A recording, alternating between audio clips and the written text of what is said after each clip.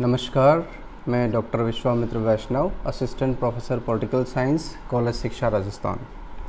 प्रिय छात्रों, राजनीतिक सिद्धांत के ऊपर हमारी चर्चा चल रही थी और राजनीतिक सिद्धांत को समझने के लिए हमने सबसे पहले राजनीति को समझा, उसके बाद हमने राजनीतिक दर्शन को समझा और हम इस निष्कर्ष पर आए कि हमारे विषय के लिए उपयुक्त शब्द ये दोनों ही नहीं हो सकते हैं, दोनों ही हमारे विषय के एक अवयव हो सकते हैं।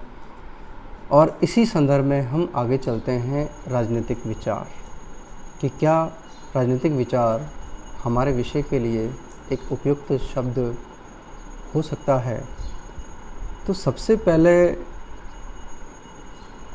हम ये देखते हैं कि चींटियों का जो झुंड होता है या चींटियों को जब हम देखते हैं, ऑब्ज़र्व करते हैं, तो कई बार वो लाइन से चलती है, एक के पीछे एक चींटी चल रही है और उनका एक पर्टिकुलर जगह भी पता होता है कि कहाँ जाना है, कहाँ से उनको खाना मिल रहा है और कहाँ जाके उस खाने को ले जाना है।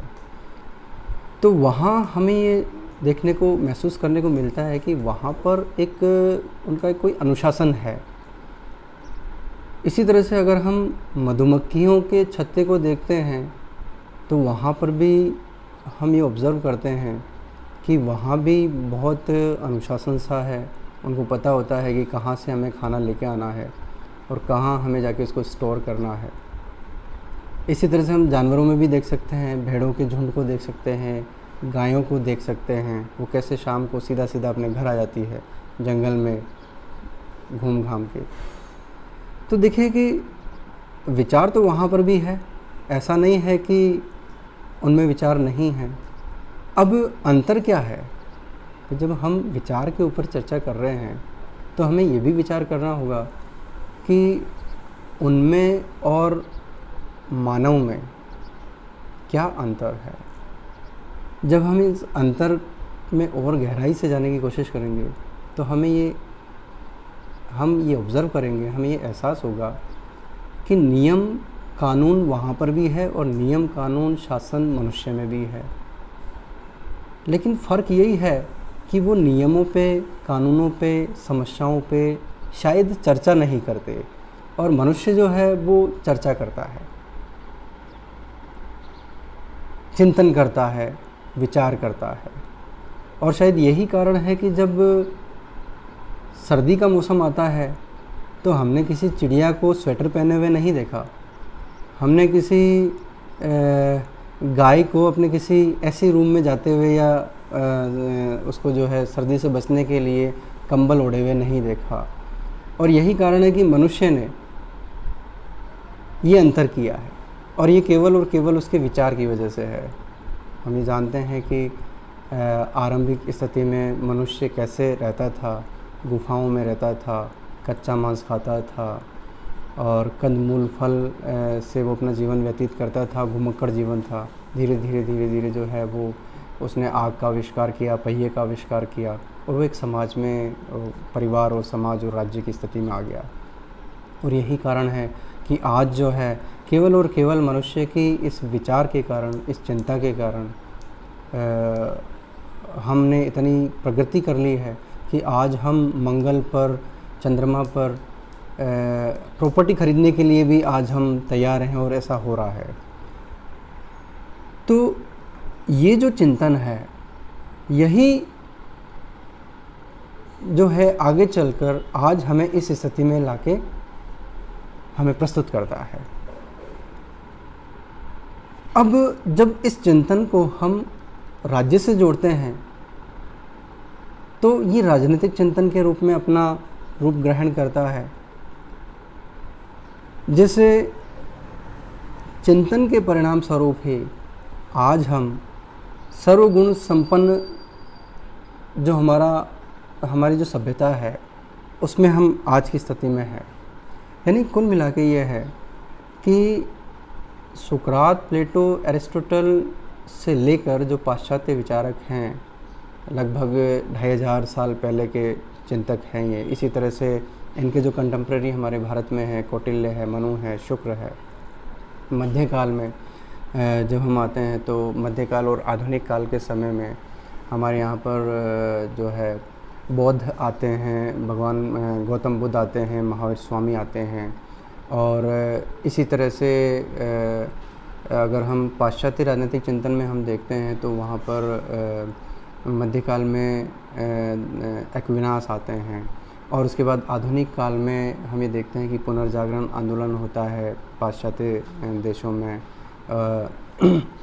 और इसी तरह से भारत में। और आते आते जो है आधुनिक समय में हम ये देखते हैं कि कार्ल मार्क्स आते हैं पाश्चात्य दर्शन में, और इधर भारत में भी जो है स्वतंत्रता आंदोलन की शुरुआत होती है। और उससे पहले भी आर्य समाज, दयानंद सरस्वती जी, राजा राम मोहन राय, और फिर जब स्वतंत्रता आंदोलन की बात आती है तो दादा भाई नौरोजी, गोखले, तिलक, जवाहरलाल नेहरू, गांधी जी।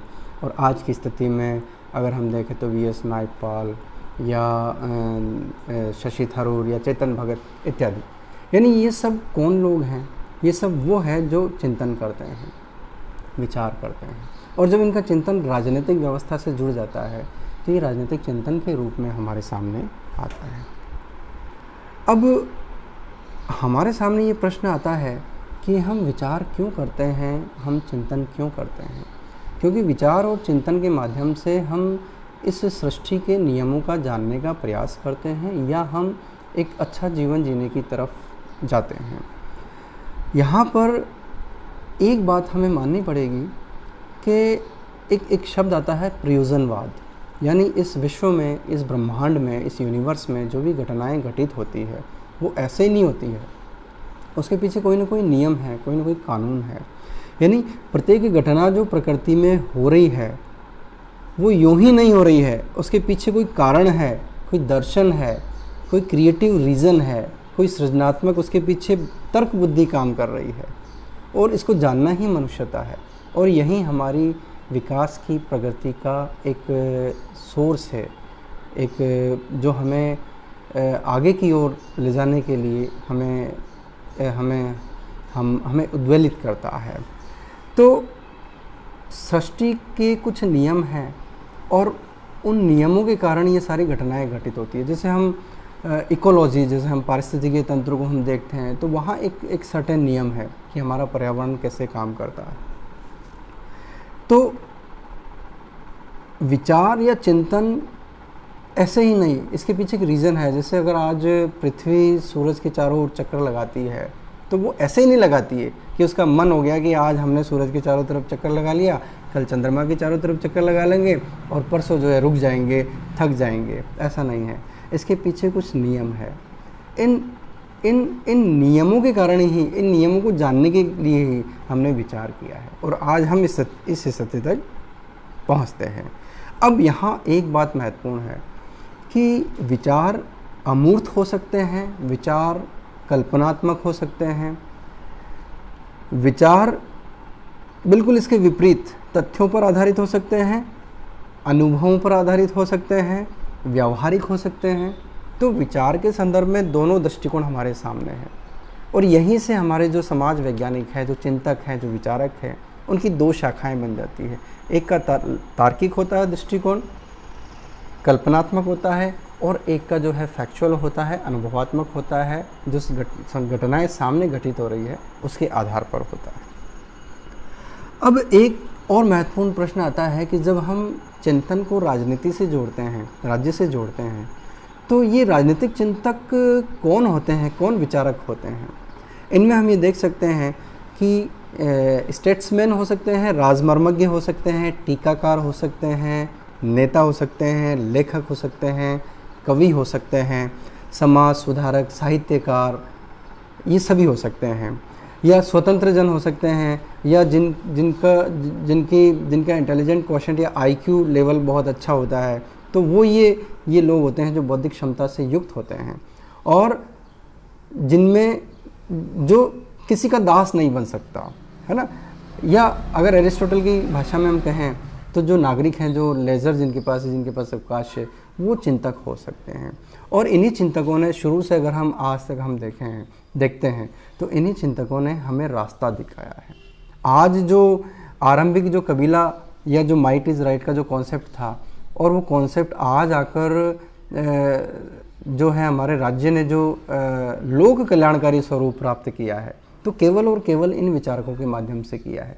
चाहे आरंभिक विचारक ले लो, चाहे आज का विचारक ले लो, इन सब का एक ही टारगेट है कि जो समाज की जो शाश्वत समस्याएं हैं, जो राज्य के जो शाश्वत प्रश्न हैं, उन प्रश्नों का समाधान किया जाए।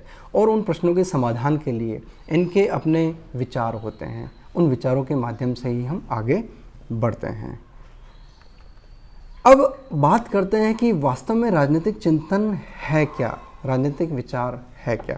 देखिए, विभिन्न राजनीतिक विचारक राजनीति की समस्याओं के विषय में, विशेष रूप से राज्य और शासन की प्रकृति व उद्देश्यों के विषय में और उनसे जुड़ी हुई त्रुटियों को दूर करने के लिए जो विवरण प्रस्तुत करते हैं, उनको हम राजनीतिक विचार या राजनीतिक चिंतन कह सकते हैं। यहाँ देखिए, हम हमारे विषय को हम इस निष्कर्ष पर नहीं पहुँचे हैं कि क्या इसको हम राजनीतिक सिद्धांत कह सकते हैं, राजनीतिक विज्ञान कह सकते हैं, या केवल राजनीतिक विचार कह सकते हैं।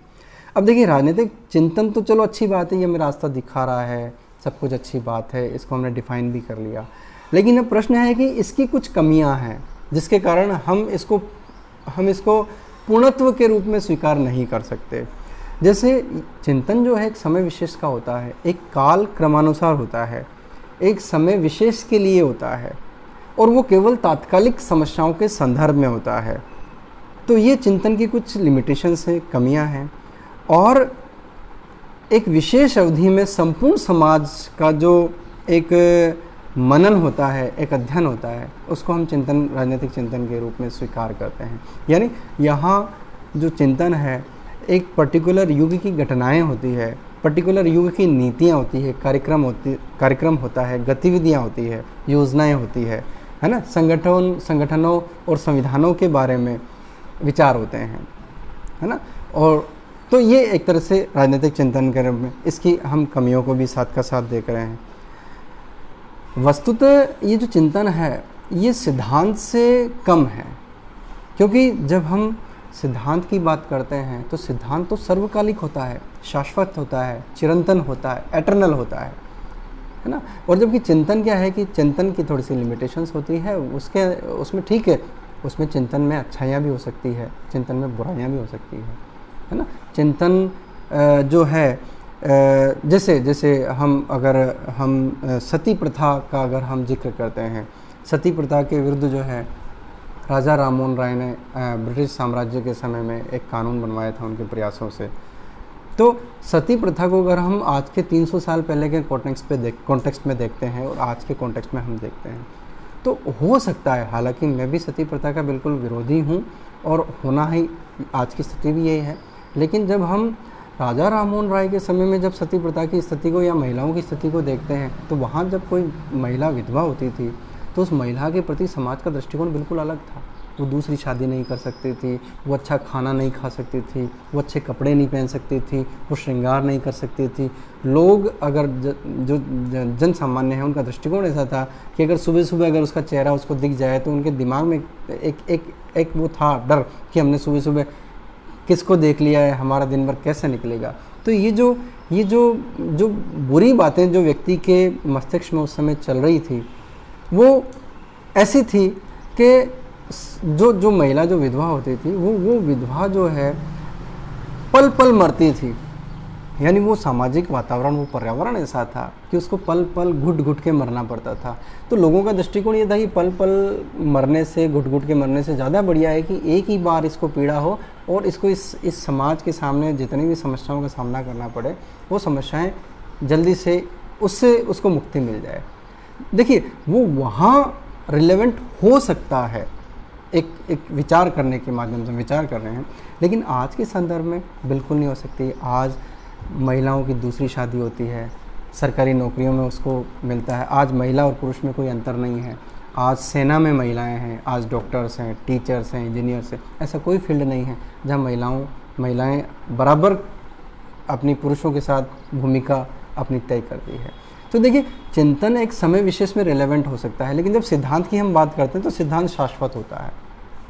सिद्धांत हमेशा जो बात आज के 5000 साल पहले कह दी गई है वो भी आज उसके लिए अडिग हो सकता है। तो चिंतन और सिद्धांत में ऐसा थोड़ा सा अंतर हम देख सकते हैं। अर्थात चिंतन का कोई स्थायी रूप नहीं होता है, और जब उसका स्थायी रूप हो जाता है तो वह सिद्धांत के रूप में परिणित हो जाता है।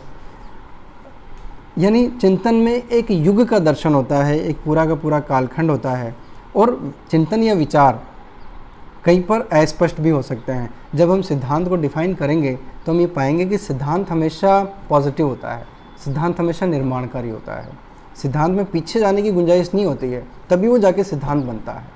सिद्धांत ऐसे ही यूँ ही नहीं बनता है, ऐसे ही नहीं बनता है, उसके पीछे एक लंबा एक विचार होता है, एक दर्शन होता है, अनुभव होते हैं, है ना। एक रिसर्च, एक बहुत लंबा और बड़ा रिसर्च होता है, उसकी रिसर्च फाइंडिंग्स के बाद हम किसी सामान्यीकरण के ऊपर हम पहुंच सकते हैं। तो कुल मिला के ये है कि राजनीतिक जो हमारा जो अनुशासन है, हमारा जो राजनीतिक सिद्धांत, हमारा जो विषय है, उसको पूर्ण बनाने में राजनीति का, राजनीतिक दर्शन का, राजनीतिक विचार का एक महत्वपूर्ण रोल है। लेकिन राजनीतिक चिंतन और राजनीतिक विचार को हम हमारे विषय के रूप में हम उसको स्थापित नहीं कर सकते हैं, वो इसका एक अवयव है।